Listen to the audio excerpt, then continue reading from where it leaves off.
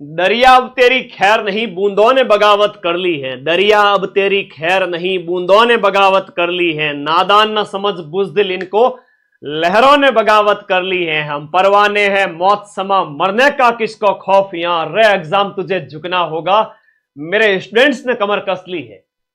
नमस्कार। अगर आज लाइव नहीं आता ना तो तुम मुझे व्हाट्सएप इतने कर देते कि परेशान हो जाता मैं खुद। सुबह से ही कह रहे थे सर फोर्थ ग्रेड को इतना, सेकंड ग्रेड वालों को इतना पढ़ा लिया, अब तो लाइव आ जाओ, हमें हमसे बात कर लो। तो उसी कड़ी में मैं लाइव आ चुका हूं। आज आप सभी साथियों को वापस से जुड़ूंगा आपके साथ में कल से, और कल एक खतरनाक क्लास आने वाली है। कल से वापस जुड़ूंगा और वापस जुड़ करके कि पूरे पेपर का जुगाड़, ये जो ऐसा ही नहीं लगा है, ये जो आप देख रहे हो ना इसके ऊपर, ये ऐसा ही नहीं है भाई, है ना। मेरे जुबान की, मेरे शब्दों की कीमत है, मां सरस्वती के जो शब्द है उसकी कीमत होती है। तो पूरे पेपर का जुगाड़ का मतलब है कि अगले 10 दिन के अंदर आपको ऐसा मटेरियल देने वाला हो जिसमें से अधिकांश पीडीएफ कल टेलीग्राम में मिलेगी आपको।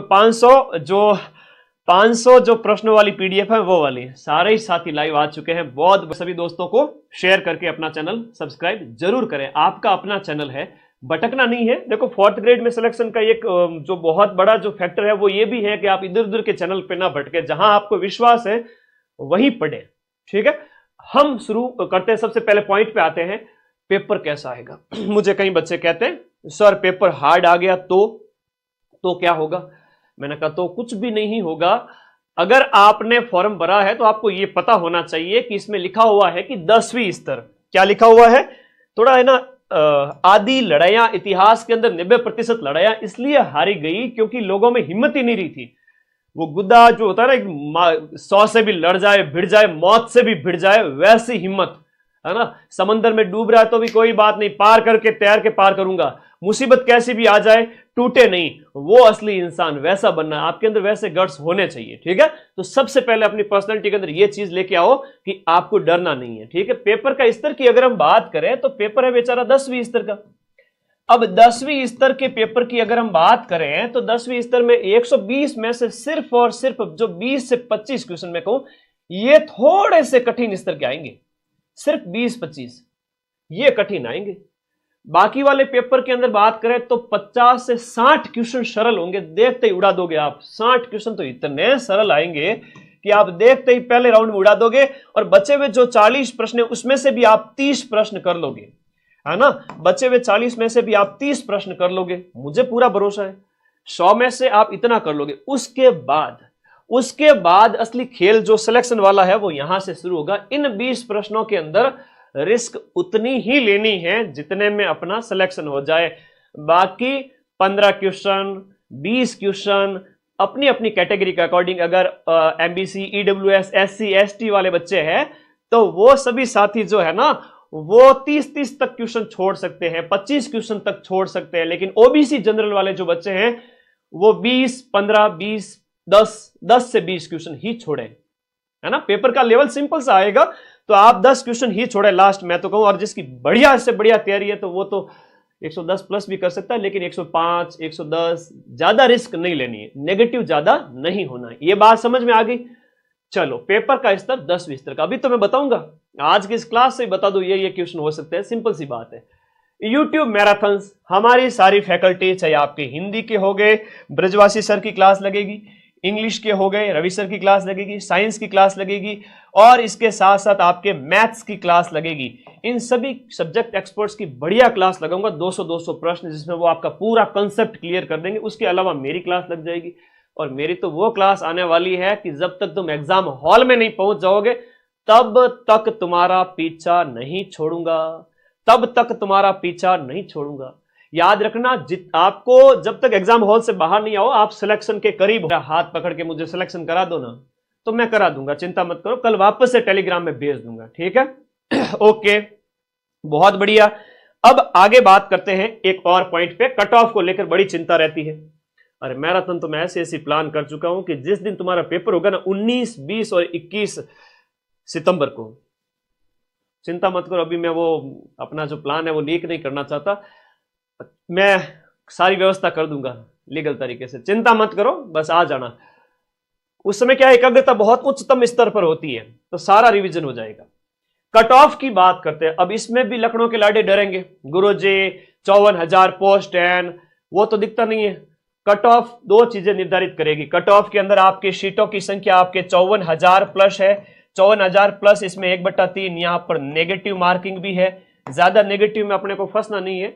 लिमिटेड प्रश्न, चाहे आपके जनरल ओबीसी वाले बच्चे हैं तो 100 प्रश्न, 105 प्रश्न, 110 प्रश्न करके, उसमें से भी अगर मैं बात करूं, इन बच्चों ने बहुत समझदारी अगर दिखाई तो देखो किसी बच्चे ने ओबीसी जनरल, इन बच्चों की बात करो 65, 67, 70 मान लो ज्यादा से ज्यादा, 130 प्लस लाने वाला रेस में होगा, आराम से रेस में होगा जनरल ओबीसी वाला। अब एससी एसटी है, ओबीसी, ईडब्ल्यूएस वगैरह है, इनकी थोड़ी और कम चली जाएगी।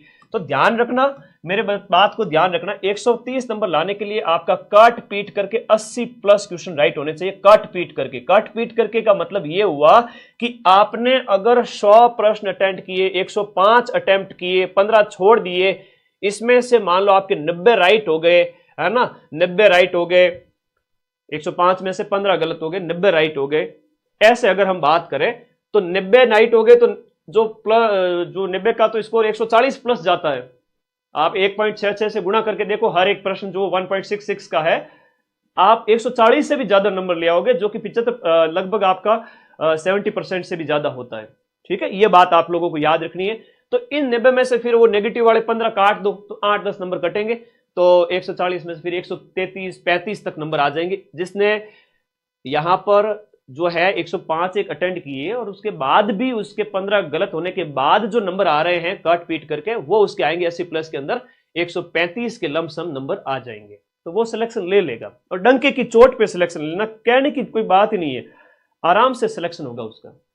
मैं फिर से कह रहा हूं, इतनी बड़ी संख्या में सीटें हैं और अदर स्टेट वाले सिर्फ जनरल कैटेगरी से फाइट कर रहे हैं, तो आप जनरल वालों को थोड़ी सी मेहनत ज्यादा करनी पड़ेगी। अब सेकंड ग्रेड का कल पेपर हुआ, जो टफेस्ट पेपर आज चल ही रहे थे, हमने उतने ही क्वेश्चन उसमें भी मिला लिए। करंट अफेयर्स के मेरे जो प्रश्न है, कल मैं वीडियो अपलोड करूंगा, आप देखना, कहोगे गुरुजी यार सेकंड ग्रेड का इतना बढ़िया पेपर था, उसमें भी आपने मिला दिए, तो फोर्थ ग्रेड की बेचारे की क्या बिसात है। चलो उसकी चिंता मत करो। तुम टेलीग्राम कैसे ज्वाइन करूं सर? बेटा ये जो ब्लैक कलर की पट्टी है ना, उस पर जो ब्लू कलर का लिंक है, इस पर जैसे ही आप क्लिक करोगे अपने आप तुमको टेलीग्राम में ले जाके पटक देगा, और ये आ गया ब्लू कलर का टेलीग्राम मदन सर का, और इसमें आप यहां जाकर नीचे ज्वाइन वाला बटन दबा देना। इससे ज्यादा तो क्या ही बताऊं, ठीक है। बड़े बच्चे हैं, कोई बात नहीं। तो कट ऑफ जनरल वाले बच्चे, ओबीसी वाले, उनकी थोड़ी जाएगी, मेल वालों की, फीमेल की इसी कैटेगरी में थोड़ी सी कम।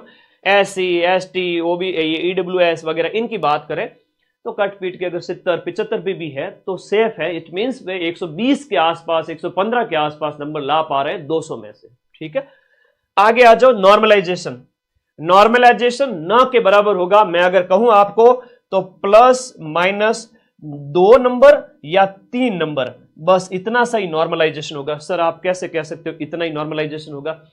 अभी अधीनस्थ बोर्ड जो आपका ये पेपर करवा रहा है, उसी बोर्ड के द्वारा जो कट ऑफ जारी की गई, किसकी? जेल प्रहरी की।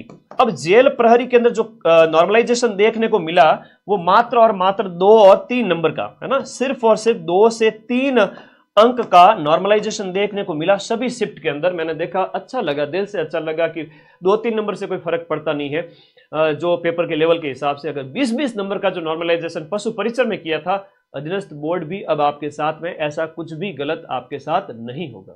ठीक है, तो नॉर्मलाइजेशन से बिल्कुल नहीं डरेगा।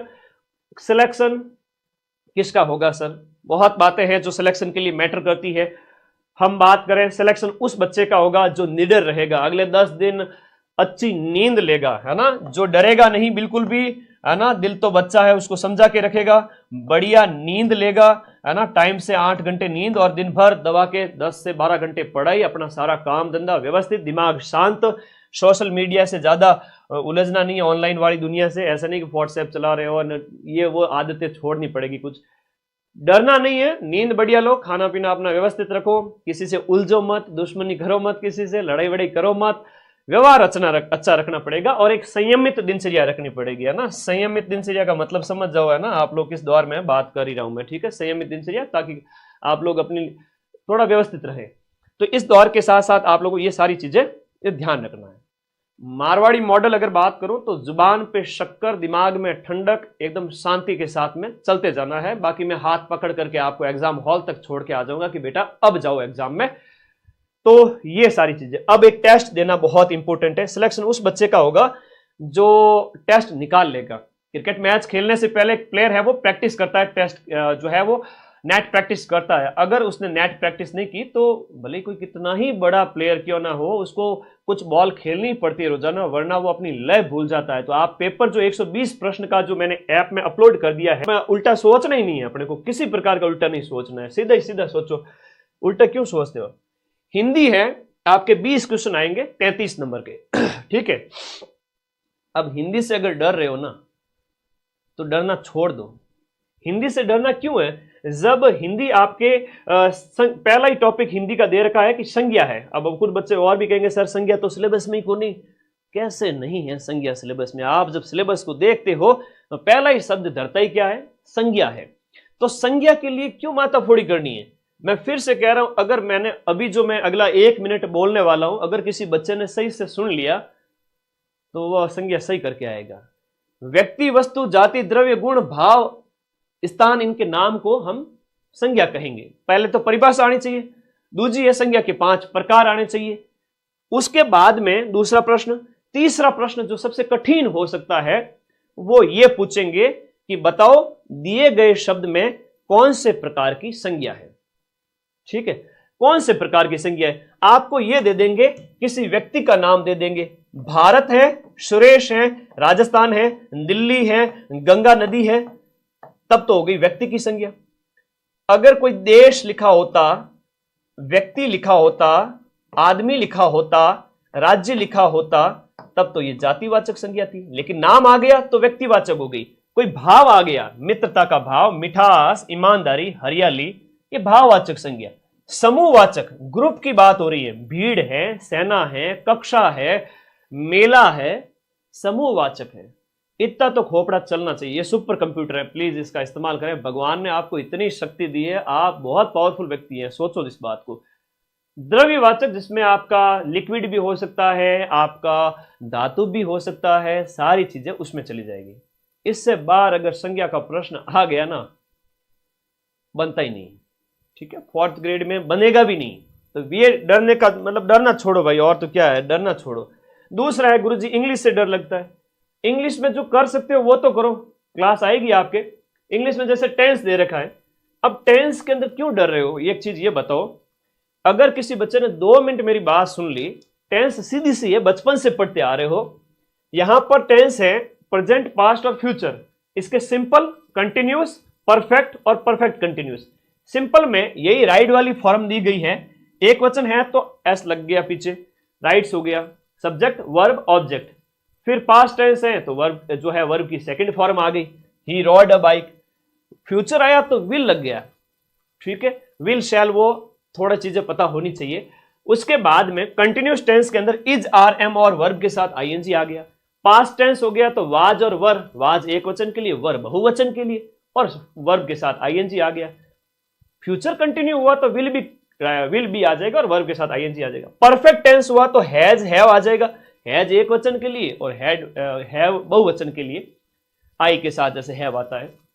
ही हैज रीडन, तो एक प्रकार से थर्ड फॉर्म आ गई यहां पर। ठीक है, यहां थर्ड फॉर्म आ जाएगी perfect tense, present perfect, past perfect में हैड आ जाएगा, और जो है आपका फ्यूचर परफेक्ट हो गया, उसमें विल हैव रीडन। तो फ्यूचर वाले लास्ट के 3 थोड़े कम ही आते हैं। मैन यही पूछेंगे, प्रेजेंट और पास्ट वाले, और फ्यूचर सिंपल वाले। परफेक्ट कंटिन्यूअस है तो हैज बीन आ गया, वर्ब के साथ आईएनजी आ गया, हैड बीन आ गया, वर्ब के साथ आईएनजी आ गया।